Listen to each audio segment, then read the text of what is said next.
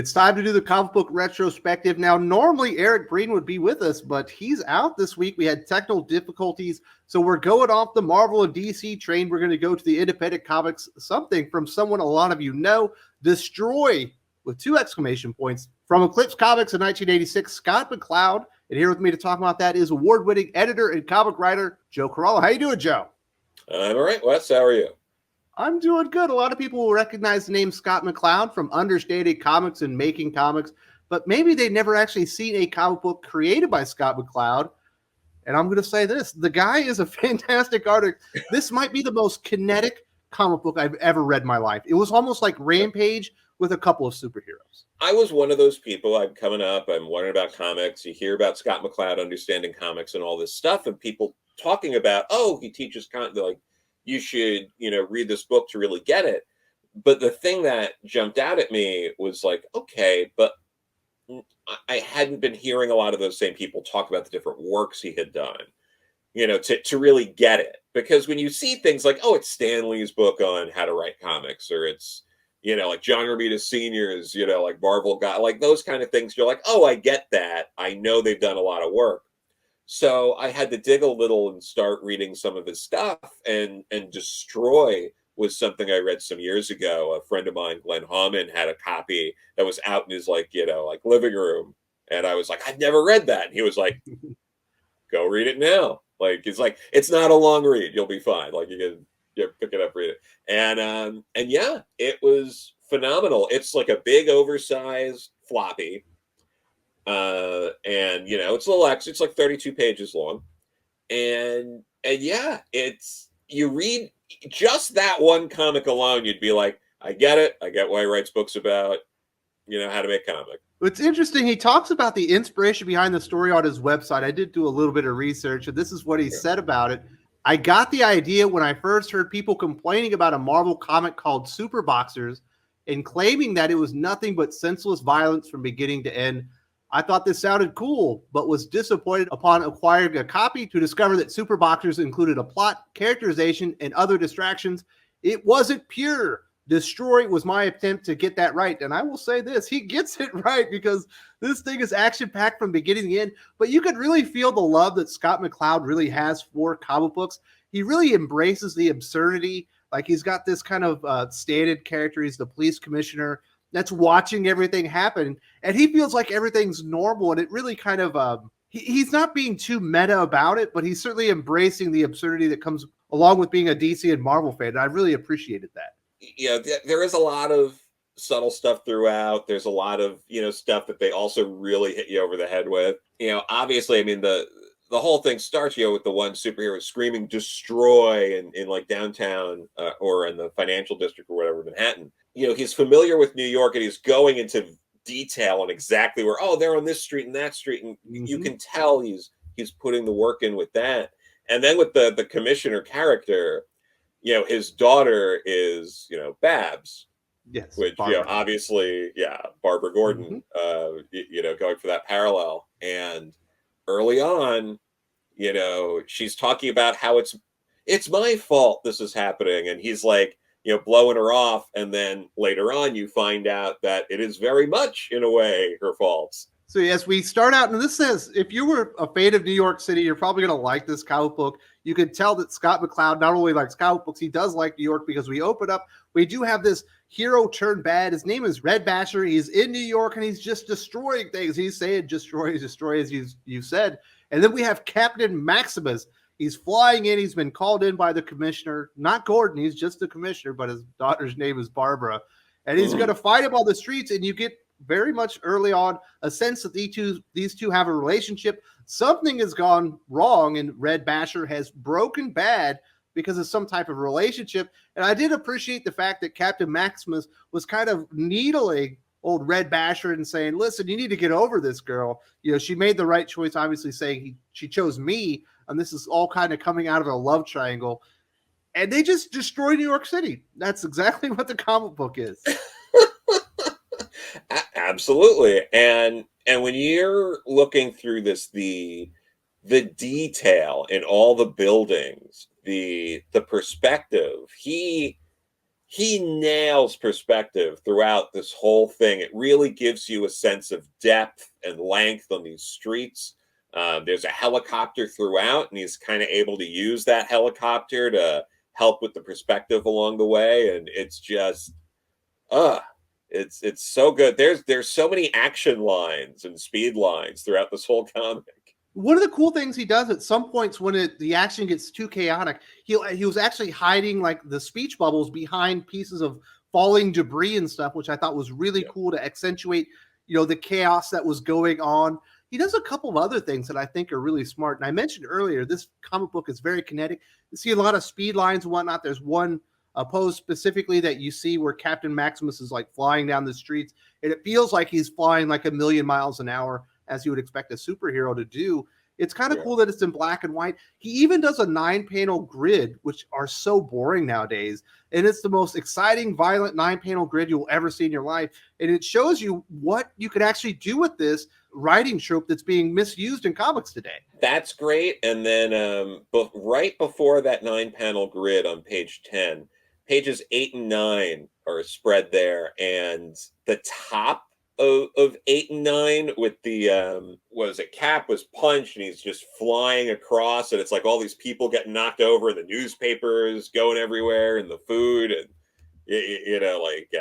all that stuff, suitcases. It's like you were saying, it's one of the most kinetic comics you're ever going to read. And as far as New York City, a lot of the the architecture and landscapes that you would know from the city, we get to see the Empire State Building come into it. He's swinging it around, I think, like a baseball bat.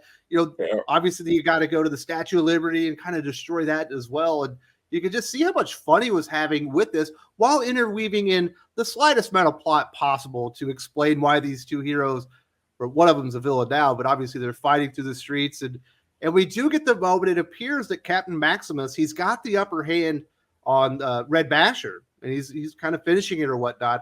And all of a sudden, Babs gets away from her father, the commissioner, to intervene, and she distracts him. And that was a bad move, but I like how they gave him the opportunity.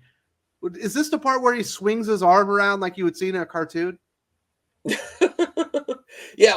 doing that because he's revving up for his biggest punch. Was it after Babs gets hit with like a little tiny piece of debris? And is somehow fight. He's just lucky she's not dead.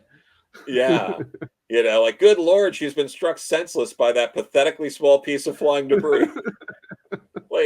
It's just great. So that he's losing it, and then you get like a suplex there. You get a bunch more punching. You get this nice page 23 breaks that 9-panel grid. It goes to 10.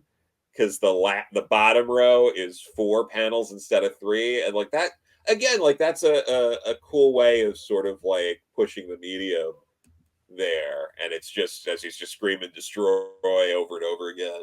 I love the wind-up punch because it's so hilarious, and this comic book is funny. I don't want to say it is purposely funny. I was laughing the entire time, and he's winding his arm up like you would see in an old cartoon from the 60s or 70s, and he punches him directly into the moon. Yes, and that's 25. That's a full page splash, and again, the perspective's great, and it's just him. Cap is screaming as he's flying into the air, and then smashes into the moon on the next page, and then Basher comes to his senses. It's like, what have I done? I just hit my best friend, and I launched him into another, a satellite of the Earth and whatever. And I love the perspective of the commissioner and his daughter. The commissioner's like, listen, man, everyone's going to forgive you. You didn't mean to do that. They know you're a good guy. Nobody's mad at you. And then you get the page where you see Captain Maximus is on the moon, but you can't get any words out because there's no atmosphere.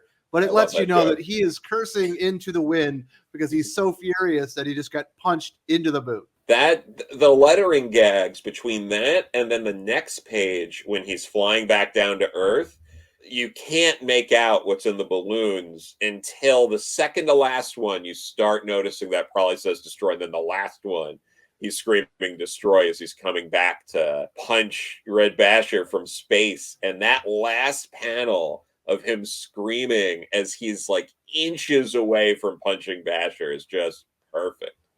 Yeah, this is a brilliant comic book. It's so much fun, and it does get wrapped up very, very quickly. I would have loved to have seen something in this universe because it's so much fun. But he Right. throws the cuffs on him. He gets a couple one-liners in there, and obviously Babs, who was the source of the confrontation between the two, she gets to cuddle up with her man and tell him he did a good job, and we get some resolution. But just fully embracing all the wonderful things about comic books as far as the art, the medium, the action-based storytelling, interpersonal relationships, and the relationship angst that drives stories and whatnot. And you got the police commissioner whose city is destroyed. Hey, how many people died? He claims it's nobody. At least nobody died. Obviously, you saw that destruction. At least 1 billion people died in that thing, but he's happy. Yeah, no, it's great. And that's it. Like he's like, oh, at least that's the last line before the end is, at least nobody got hurt. Just really good stuff. And you can see why a lot of people have turned to understanding comics and making comics to kind of get an understanding about what's going in comic books.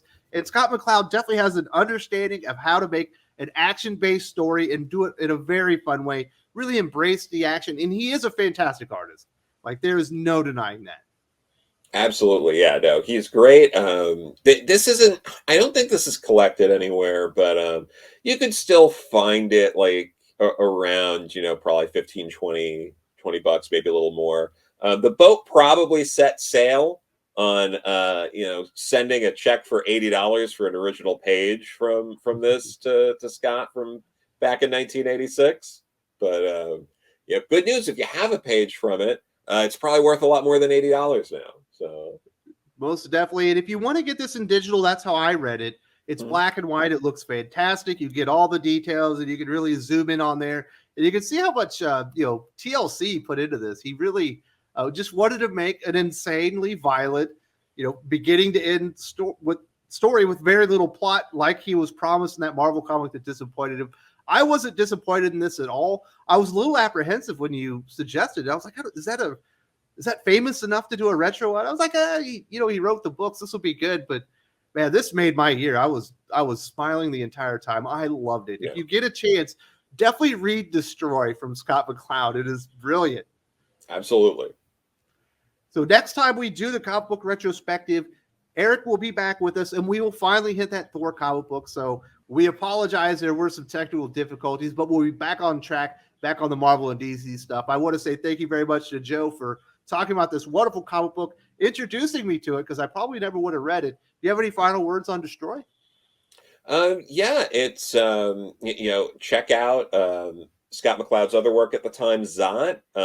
That's a little easier to get a fat trade of the entire black and white collection. You can get that 10, 20 bucks on Amazon and have a ton of Scott McCloud comics to read. This is not the first time Joe and I have talked about a black and white comic book not produced by Marvel or DC. We actually did a retrospective on Will Eisner's A Contract with God, one of the most influential comic books of all times. It was like one of the very first graphic novels. This is a fantastic story. Definitely check this one out. It's not for everybody. It's definitely not for kids, but this is a really good retrospective. It was a fun conversation, and I really enjoyed doing these.